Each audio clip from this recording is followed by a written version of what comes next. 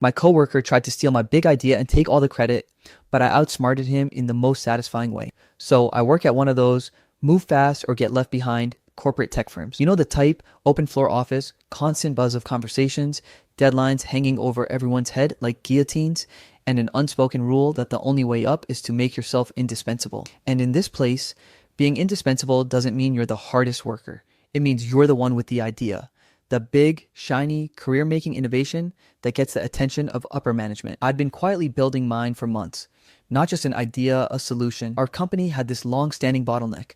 Our systems couldn't communicate properly between two of our core platforms, which meant constant delays, duplicated work, and millions lost every year on inefficiency alone. I'd been chewing on that problem ever since I joined, picking at it on lunch breaks, late nights, and slow Friday afternoons. And a few months back, it clicked. I figured out a way to build a software integration that would streamline everything, cutting out redundancy and saving the company, conservatively, millions. It wasn't just a cool concept I had, proof it could work. I was running simulations and the results were beautiful. The stakes were high. If I played this right, I could land a leadership position. But the flip side was brutal. If someone else took it before I presented it, I'd be done. This company wasn't big on shared credit. The person who pitched it was the person who owned it.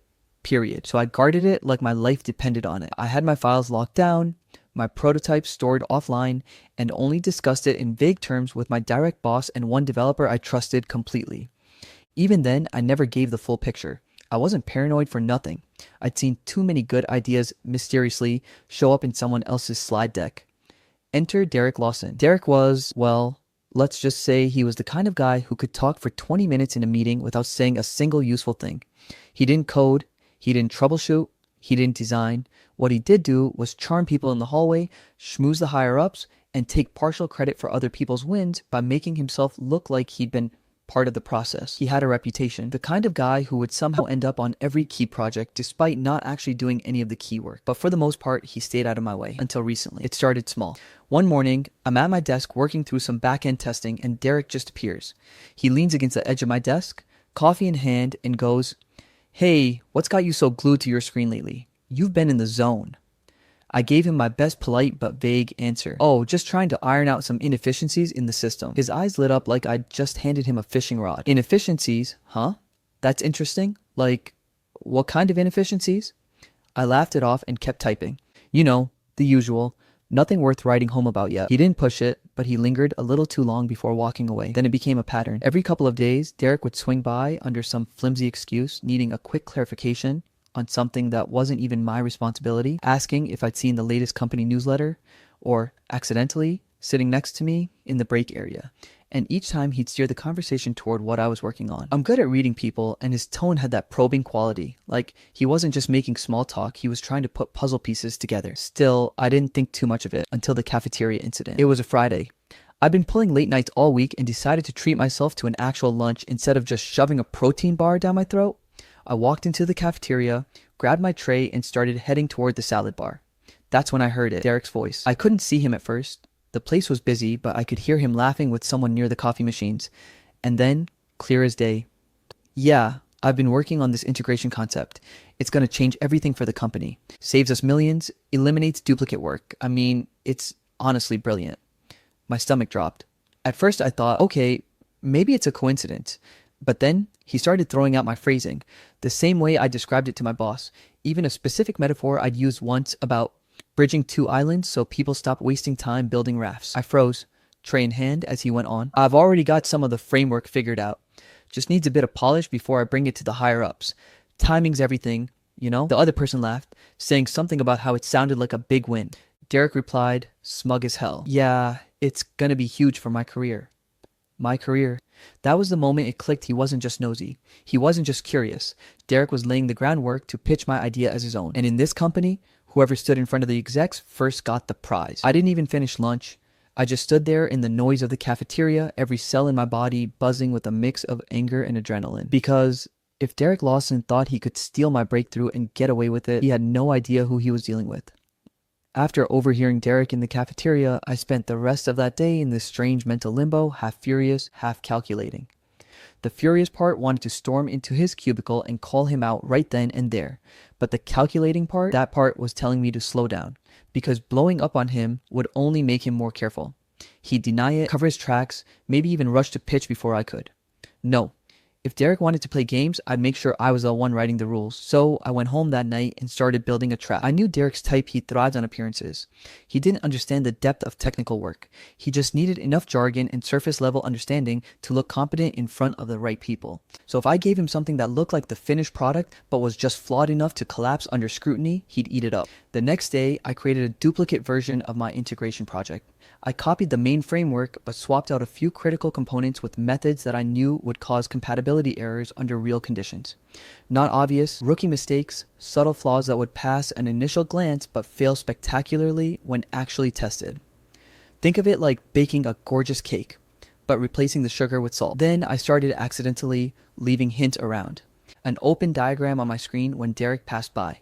A printout on my desk that looked like a full plan but was missing key pages. A half-finished email with a chart attached, conveniently visible when I forgot to lock my laptop before heading to the printer. Meanwhile, I went into record-keeping overdrive. Every iteration of my real project got its own timestamped save. I kept backups on a secure drive that only I could access. I even started emailing certain updates to my personal email with subject lines like version 4 integration build, concept draft, so there'd be a paper trail outside company servers. And just in case things went nuclear, I kept detailed notes. Dates and times of Derek's little drop-bys at my desk. Direct quotes of him fishing for details. Who was nearby to overhear him. By the end of the week, I had enough documents proof to make a lawyer proud. Derek, of course, took the bait. It started with small comments in meetings. We'd be discussing unrelated projects and he'd casually slip in. Well, I've been working on something pretty big behind the scenes. Can't say too much yet, but it's going to change the game. I'd glance at him like I was hearing it for the first time, nodding politely, all the while knowing he was talking about the decoy. Then he got bolder. One afternoon, our department head, Marissa, stopped by my desk to check on a totally unrelated issue. Derek appeared out of nowhere. I swear he had radar for when management was around and dropped this little gem. Hey, Marissa, you'll want to keep an eye out for something I'm working on. I think it's going to solve that platform communication issue we've been struggling with. Marissa raised an eyebrow. Really? That's a big claim. He just smirked. You'll see. If I didn't know better, I'd have thought he was auditioning for a TED Talk. While Derek was out there planting seeds, I was in my own quiet corner of the office perfecting the real version. I tightened the code, streamlined the testing process, and ran mock trials late into the night. Some evenings, the cleaning crew would pass by my desk, giving me that look like, "You're still here?" And I'd just smile and keep working because I knew the payoff was going to be worth it. By now, Derek clearly thought he had me beat. He stopped hovering as much, probably convinced he'd mine me for all the information he needed. I'd see him at lunch laughing with mid-level managers, no doubt talking up his project, and that was perfect. The more confident he got, the harder he'd fall. I didn't tell a soul what I was doing, not even my closest friend at the company. I wanted zero chance of this plan leaking before it was ready. Instead, I let Derek dig his own grave one conversation, one hint, one bragging comment at a time. All I had to do was wait for the perfect stage to let him crash and burn. The timing came sooner than I expected. One Monday morning, our director sent out an email. Quarterly Innovation Summit presentation, slots open. This was the big one. The meeting where anyone with a groundbreaking idea could pitch directly to upper management. I knew exactly what was going to happen next. Sure enough, before the email had even been out an hour, I overheard Derek telling someone in the hallway, "I'm locking in the first slot. Gotta get ahead of the curve, you know?" I almost laughed out loud because the trap wasn't just set anymore. It was about to snap shut. The Monday after the Innovation Summit announcement, the office felt different. You know that buzz when something big is about to happen? People were already whispering about who might present, what ideas were going to be pitched, and who was going to try to one-up who. I didn't need to wonder. I already knew Derek was going to make his move. Sure enough, about an hour after the announcement, I watched him swagger out of our director's office with this self-satisfied grin plastered across his face. He didn't even try to hide it. He stopped by a couple of desks on the way back to his own, dropping comments like, "Guess who just snagged the first presentation slot? Better clear your schedules for next Thursday. You won't want to miss this." I kept my eyes on my screen, pretending to be deep in an email. Inside, I was already picturing exactly how this was going to go down. The Innovation Summit was no small deal. They transformed the big conference room into this sleek, almost TED Talk style setup.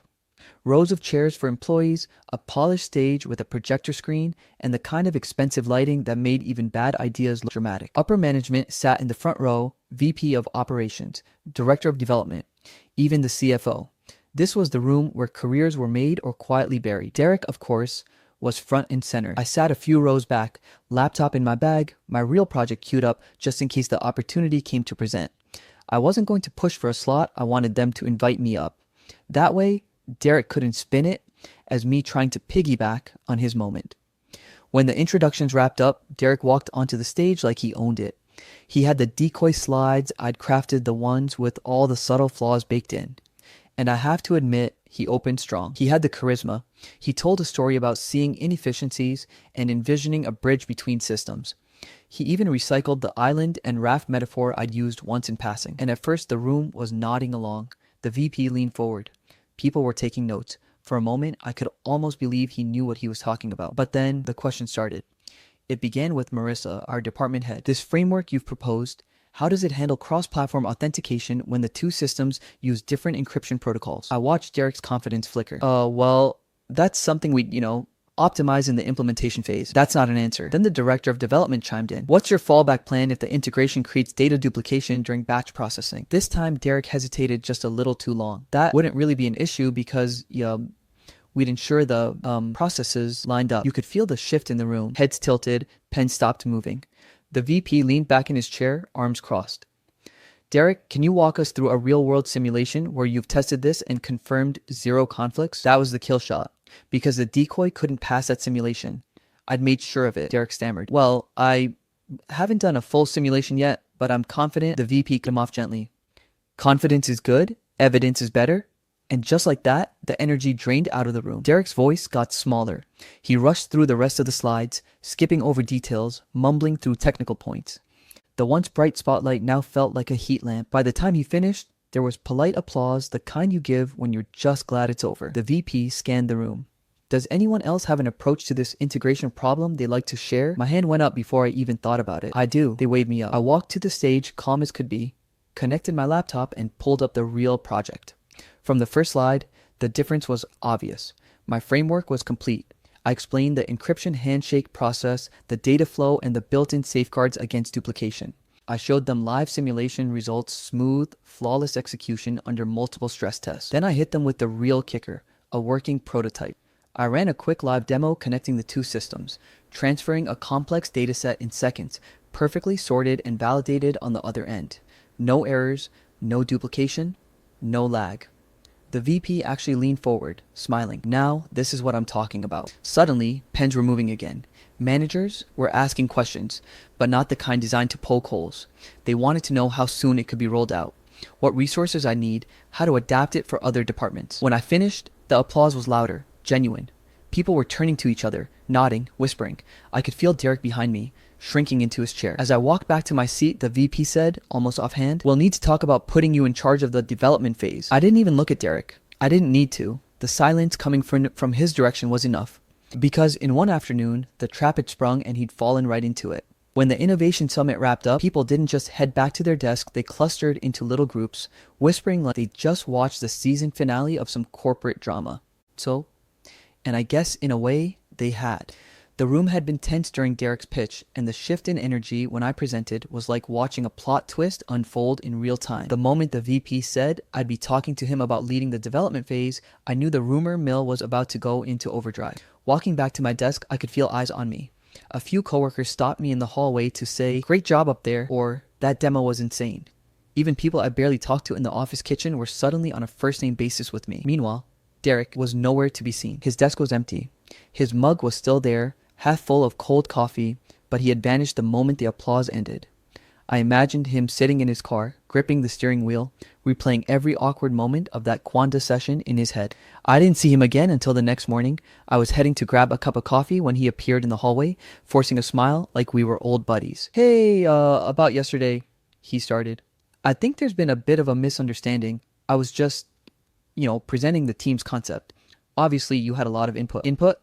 I bit back a laugh. "Derek, I've been working on that project for months alone, and you know it." He shifted uncomfortably.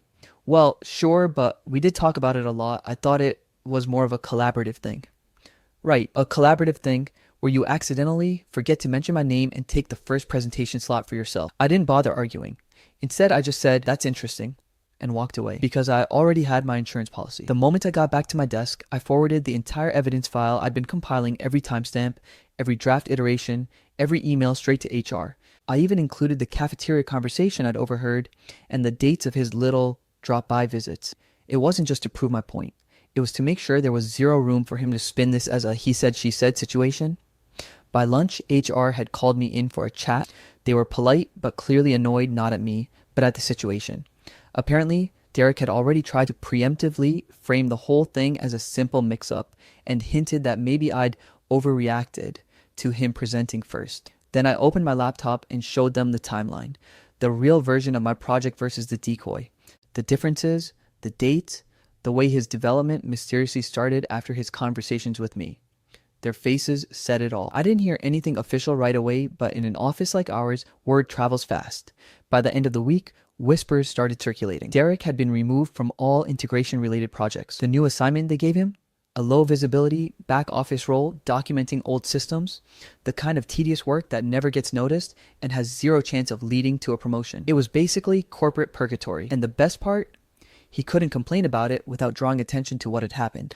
A couple of days later, I got called into the director's office. She closed the door, smiled, and said, "You're leading the official development phase. I wanted to tell you myself before it's announced." I kept my expression professional, but inside, I was doing mental backflips. She went on to say the VP was impressed with my demo and that the project had been greenlit for immediate rollout. There'd be a budget increase, a small team assigned to me, and she hinted a compensation review once the first phase launched successfully. After that, things changed.